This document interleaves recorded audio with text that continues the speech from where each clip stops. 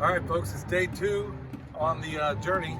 Spent last night at the at some no-tell motel in just outside of Nashville, on the west side of Nashville. So we got up the next day. Here we are on the road, and as you can imagine, I mean, this would be a trip we would ordinarily make in one day, pretty easily actually. But when you got animals in the system, guess what? The 3 dogs we have, they got to stop. They got to do what they need to do. We got chickens here, and we're doing the best they can. They got to stay where they are. We can't just let them. I wonder how funny that would be if we were to let out a poultry net right here in this Burger King parking lot and just kind of let them run loose for a little while. I'd love to do that, but getting them back in would be the problem. Anyway, sheep are tired of being cooped up in there, and I understand it. Chickens are done being tied up in here. Dogs, to their credit, you know, at least they get out, they get to do whatever and run around for a little bit. Well, we're about an hour and a half away from our new home, and we're excited, and we're going to be there shortly. So we'll see you when it's time to unload these guys. Here we are. We finally arrived. After about a day and a half of travel, we made it yesterday at about, I'd say 2 o'clock. 2 o'clock local time here in North Carolina. And it was a harrowing trip at some places. We got lost. I won't go into all of that, but the fact is we're here and we're all excited. And folks, I am just elated that here we are at our new place. So it looks great, but from an aerial view, it looks great even from a drone view. But the folks that were here before kind of left quite a few things in disrepair.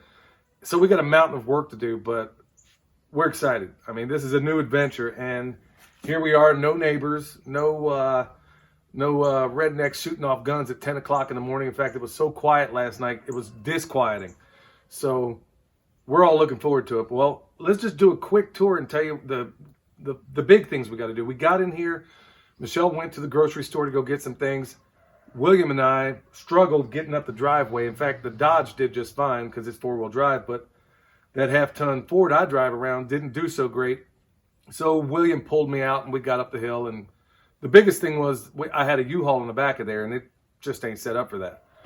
So anyway, folks, we got here. We struggled to figure out, at least for a few minutes, to figure out exactly what we were going to do with the animals. We thought we had more things than we actually did. We weren't at all ready to do what we needed to do with the chickens. There's places out in that barn, and what we were going to do, we had to call an audible on everything. The lambs, or rather they're sheep, but Michelle calls them lambs because they're her little bottle babies. Anyway, we had to basically call an audible, and we'll show you what we did with that, and that's only a quick fix until we can get things going. And then the chickens, we got them out into the barn. It's not ideal, but hey, we got to do what we got to do. And we'll show you exactly in a future video how we intend to deal with the mess that the people who left here, we'll show you how we're going to deal with that. Maybe even in this video.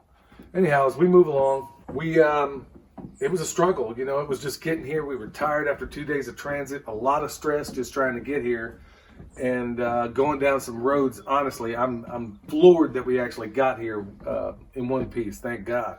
All right, the first challenge we had to deal with when getting here was what to do with Michelle's little bottle babies here.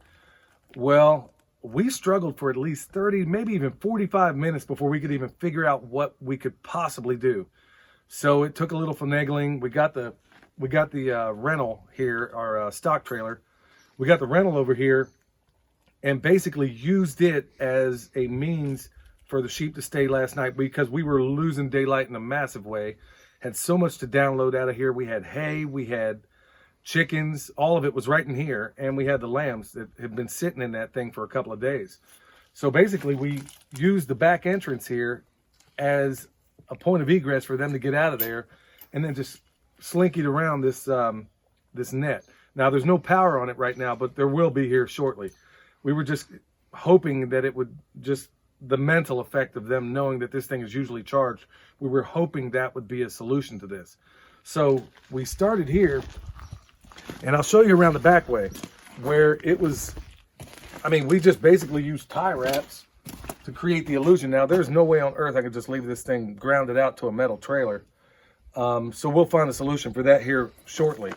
So we basically put the end post here, worked it in such a way to where we could open the slide on this thing let them out and then they can have access to the back of this, because it's a sheer cliff going up this thing right here.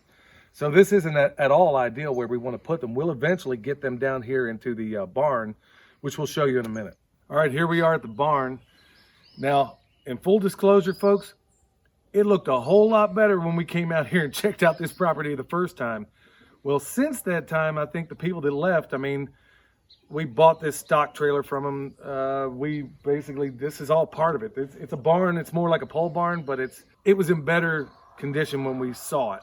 So it looks as if they put all their junk back here. And some of it we're going to reuse. And some of it we were under the impression that they were going to actually clean up. Like the stalls we have here. We have 2 stalls that close.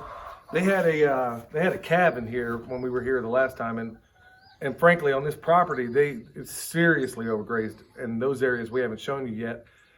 They had at least 5 cows and a bull on this 10 acres. So yeah, it was pretty played out, and it still is. But guess what? We're permaculture designers, and I'm the permaculture pimp daddy, and we're going to do some incredible stuff on this property. Anyway, if you look in here, this is going to be the home of the sheep. We're going to put the sheep in here, and it's like it was a repository for all the junk they had. So that didn't work out so great. But we were hoping and praying last night that we got in here with the chickens. We put them in this area. We were hoping that no predators would get them last night, because frankly, we were going to put them inside this little spot here. It's closed. It's completely closed, but me and William got in here yesterday, come to find out there's everything from concrete, dust, to other things that could be potential toxins to these chickens, and we just can't have it. So we took the awful risk of putting them in this last stall, which was supposed to be cleaned out. But guess what? We may have been done a little bit dirty, but we're going to do better by it. They had another cow in here, and as you can see, they have like deep bedding going on, and not in a good way. There's at least 1.5 feet of cow manure, and to their credit, at least they were putting straw in there. But guess what? Joel Salatin style, we're going to go ahead, we're going to leave these chickens in here, and we're going to rotate them back and forth. Now, I'm not real crazy about the fact that they don't have a whole lot of direct sunlight, so we might go ahead and cut a hole in the side of this barn and put something that allows a little bit of sunlight in there. But anyway, the idea is they're going to scratch through that. They're going to add up their own manure. You're not going to believe what they do in that 1 foot pile of manure in there. And then we'll keep adding bedding to it. Before you know it, we'll have stuff to put in our future garden boxes and our vegetable gardens. Folks, problem is the solution. They left it. They didn't want to clean it up. Well, guess what? We'll clean it up, and we're going to improve it. That's what we do. Permaculture 101. We're taking a problem, making it a solution. And then also the other problems they have around here. They have no shortage of these egg crates. Now, we have no means for these chickens to roost right now.